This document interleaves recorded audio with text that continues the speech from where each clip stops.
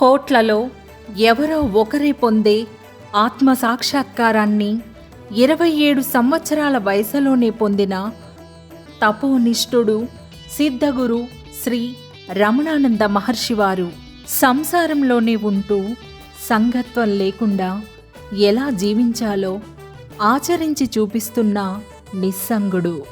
ప్రస్తుత కాలంలో ఆత్మసాక్షాత్కారాన్ని పొంది ఇతరులకు ఆత్మదర్శనాన్ని కలిగించే శక్తి కలిగిన ఏకైక గురువు సిద్ధగురు దేవునకు 29వ ఆత్మసాక్షాత్కార దినోత్సవ శుభాకాంక్షలు. ఆత్మదర్శనం పరమాత్మ దర్శనం. ఎన్నో జన్మల తప ఫలము